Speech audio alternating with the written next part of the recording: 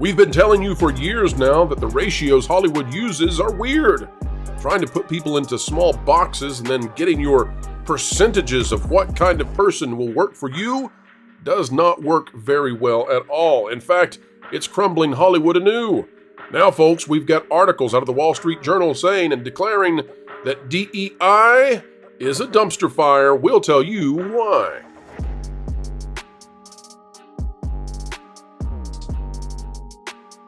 Hello, folks. Happy to have you. Welcome aboard. Coming to you from the studio in somewhere sunny USA. It's a great day to have you on board for more pop culture, entertainment, and dare I say, philosophical analysis when it comes to what's going on with poor Holly Weird. We're pulling them, we're yanking them, kicking and screaming back to the sensible center, back to the mainstream middle, where they can make some money once more. Folks, we're going to tell you today what's going on with DEI, with wokeness, and how the Wall Street Journal is saying the blokes who brought this upon us, well, they're now being frowned upon. We'll tell you about it. We'll show it to you. You might not believe it, but here it comes right now. Wall Street Journal is out today with just a takedown, an ultra takedown of DEI. It says diversity was supposed to make us rich, not so much. Folks, we're going to talk about this. It's not directly talking about the entertainment industry, and yet the entertainment industry took this on to such a degree, perhaps further than anything else except for politics, that you can't help but realize that when the Wall Street Journal is doing this, that it's a shot across the bow of the House of Mouse. New research questions the methodology of a McKinsey study that helped create widespread belief that diversity is good for profits. Now, before you all think that I'm going to be against hiring people of every possible background, I'm most backgrounds, I'm going to be totally in favor of people being hired. Now, literally bad, immoral people, that background, I may say, no, don't hire them into your company. Literally lazy and awful people, no. But the color of one's skin should have no impact on whether or not you are hired. Let's take a look at this article, and I'm going to show you what this is saying and what Hollywood needs to learn from it. James McIntosh out of the Wall Street Journal says, when management consulting firm McKinsey declared in 2015 that it had found a link between profits and executive racial and gender diversity, it was a breakthrough. The research was used by investors, law minority groups on boards, and to justify investing in companies that appointed them. Now, I just want to say that I don't believe for a second that any of this was just happenstance. I don't believe that McKinsey just came out with this declaration out of the blue and suddenly everyone took it and said, aha, this is how we'll make money. I think, and I'm allowed to think this, I think it was all designed. I think there was always an effort to embed these neo-Marxist ideas, this social credit system, which they could transform into a corporate credit system from China, into the West. I think that's what they always wanted. And we're just reading about the vehicles that were used to do so. Call me a cynic. Fine. Unfortunately, the research doesn't show what everyone thought it showed. Oh, it's not, you can't replicate it. Oh. There are obvious benefits of diverse corporate leadership for society, both in providing role models and in showing a commitment to promoting the best people, irrespective of skin color or gender. But doing it because it is the right thing is not the same as doing it because it makes more money. Since 2015, the approach has been tested in the fire of the marketplace and failed. Academics have tried to repeat McKinsey's findings and failed, concluding that there is, in fact, no link between profitability and executive diversity. And the methodology of McKinsey's earlier studies, which helped create the widespread belief that diversity is good for profits, is being questioned. McKinsey has tried to remedy one of the most obvious flaws. It originally linked profits over several years with diversity at the end of the period, meaning the most it could prove is that profitability led to more diversity, not the other way around. In its latest study, it said it had now run the test using diversity at the start of the period and still found a correlation. Now, before we go any further, folks, because this does get in the weeds, I just want to say this. The issue that I find with all of this is that if you set forth man-made constraints upon corporations or individuals or whatever you want to do from a top-down approach and say, you are going to hire X number of people of this skin tone, and you're going to hire X number of people of this skin tone, and you're going to hire X number of people who say that they identify with this religious belief system in the way that you are willing to define it, and you do that over and over and over, You will utterly fail because at the heart of what you are trying to do, you are creating a dogma from the top down instead of creating an ethic that goes from every direction within your corporation or from within your community or anything else. All right. And so what that's doing is you are creating a system whereby you are forcing people to try to replicate morality without them actually believing in the morality. It's never going to work. And then, because you're trying to enforce a morality that people don't necessarily believe in, especially in Hollywood, what do? They use it to their advantage, of course. And that's what we see in these DEI relationships within corporations and these institutions. People taking advantage of a system that was haphazardly and quickly put together. What is the solution to having a need for diversity? What is the solution to having people of all varieties working for your corporation? Well, you need to have people in your corporation who believe in the infinite value of every single individual.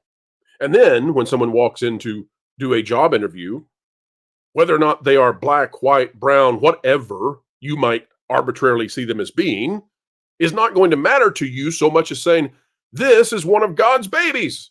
And if they want the job and they're qualified, then we're going to hire them.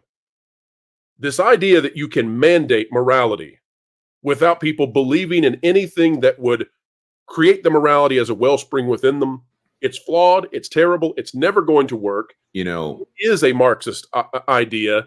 We've seen it fail time and time again.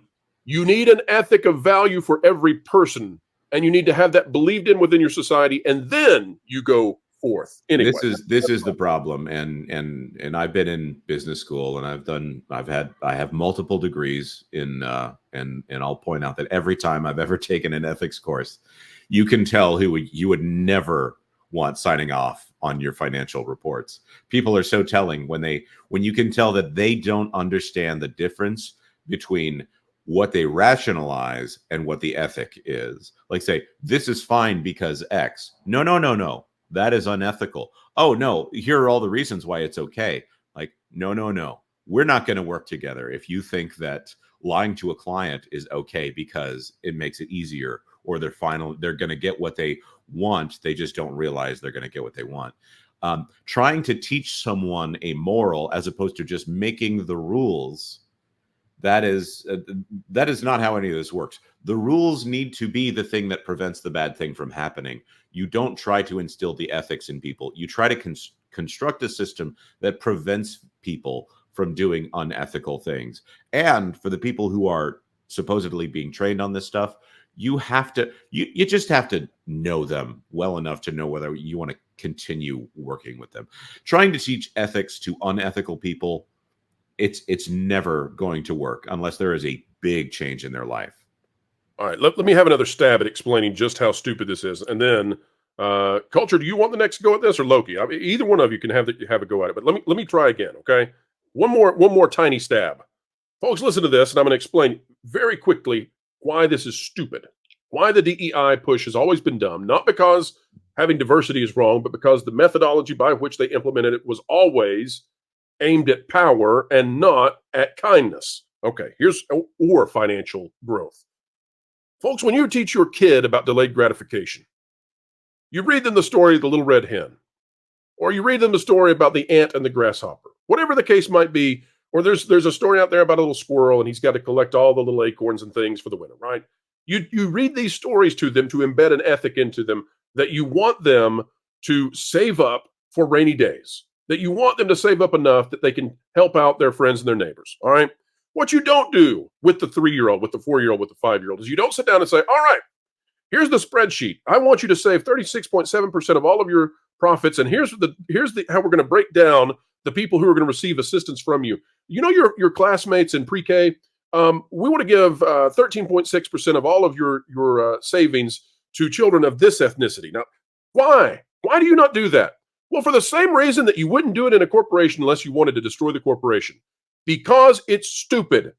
Because you will naturally achieve the diversity that you wish to achieve if people within your corporation are good and kind and moral people trying to hire the best people for the job. It will just happen. And that's why they never wanted it to happen organically. They always wanted to hire selected individuals in Hollywood and beyond, the people that they wanted for power. It's always been a power play ever since the get-go. All right, someone go. Not all at once, though. Calm down. When did we get to the point where we sacrificed business for optics? Because that's what they're doing. They're saying, well, as long as we look good, as long as this looks good, as long as we have many people of this and that and the other, then we'll be okay. It doesn't matter whether our game sells. It doesn't matter whether we make profit off something. As long as our optics are okay, we can continue to operate. And that's just not the way it is. Look at Sweet Baby Inc. Look at what is going on in the gaming industry. All you have to do is understand that you have Hollywood executives in top roles in the gaming industry working for these companies. You start to realize, wow, the exact same thing that's gone on in Hollywood is the exact same thing going on in the gaming industry. I wonder why. If you hire 100 people that know what they're doing, that are dedicated to making a great game, most likely you're going to have a great game. If you hire 200 people for twice as much money that are only concerned with the optics of how diverse the office looks, you're not going to have a great game. You're not going to continue to profit. One of the reasons why Disney has such a problem with reshoots, rewrites, everything that's going on is they have a group of people telling them this doesn't look good. This stuff that you have in this movie, it doesn't look good. You need to go back and you need to do reshoots. You need what they call diversity watchers, the people that sit there, oh well, sensitivity viewers, oh well, we saw the new movie that you guys made and these are the problems, you need to go back and do it again. Whether that costs them $100 million, whether it costs them $50 million, it doesn't matter. You just had a group of people that didn't care if the movie was good, just what it looked like to them. And if they're saying, well, we were offended at this, and this, you need to cut that out and redo it, how much does that cost a company? Instead of just going, you know what, we want to make people laugh. We want their enjoyment in the movies to be good. We want them to have a good time. They're concerned with the optics. Stop being so concerned with the optics and go back to being concerned about making money. Well, and that, that's funny that you say that, Loki, because when you look at the information that came out of this piece in the Wall Street Journal, and this is something I presented on Sunday on George the Giant Slayer's show, the fund that they set up compared to the Russell 1000, going back before 2017 or around then, when they put these funds together, the divergence between the Russell 1000 and this fund, this SPDRMSCI USA Gender Diversity ETF, that's a mouthful. But that particular ETF has failed categorically in competition. When you look at the numbers, it's not had the kind of growth that the Russell 1000 has had.